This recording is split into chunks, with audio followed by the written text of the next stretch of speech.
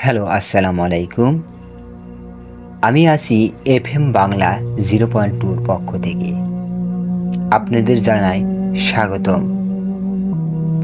আদার যখন ডাকে, এই ইমেলটি করেছে সায়নদীপা। অনেক আগের একটি পুরনো ঘটনা, প্রায় 7 বছর আগে। তালা খুলতেই একটা আছড়ে গন্ধ এসে ঝাপটা মারল সুদীপার নাকে। বৃষ্টির দিনে এই পুরনো বাড়িতে এরকম গন্ধ ওঠা বিচিত্র কিছু নয়। সুদীপা নিজেই অভ্যস্ত এই গন্ধের সাথে, কিন্তু তবুও আজ গলাটা কেমন যেন শুকিয়ে উঠল। কোনো মতেই নিজের ভেজা শরীরটাকে ঠেলে নিয়ে গেল স্নানঘরে। শাওয়াল চালিয়ে দাঁড়িয়ে পড়ল নিচে। শরীরটা কাঁপছে থরথর থরথর করে। শাওয়ালের জল একখানা গাড়ে পড়ছে চোখে মুখে। পাহাড়ি এলাকা, এখানে জলের ব্যবহার করতে খুবই পরিমিত, কিন্তু সুদীপার আজ বক্তব্য নেই যেসবে। আচ্ছা, পুলিশ সত্যিই দীপাত্মকে খুঁজছে? ওরা তো সব শোনা মাত্রই বলে দিল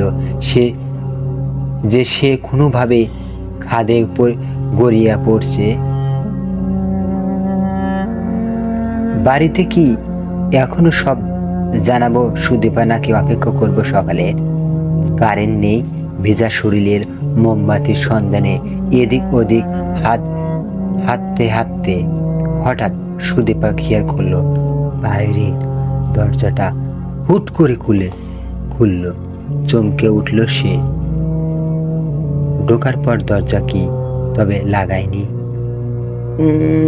মনে পড়ছে না কিছুতেই। পায়ে পায়ে সেদিকে গিয়ে যেতে হুঁচট খেল একটা। এটা কি বসে আছে ঘরে?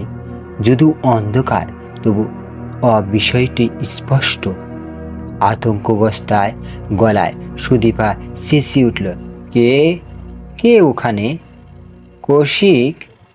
কৌশিক বাবুর প্রত্যাশা ছিলে বুঝি?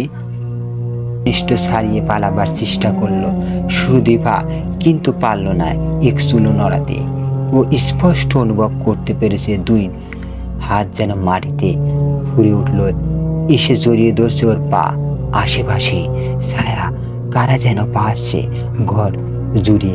সুদীপার সারা শরীর জুড়ে অনুভব হচ্ছে অশিরিয়া আনাগোনা পিশাচিক এক খেলায় মেতেছে ওরা।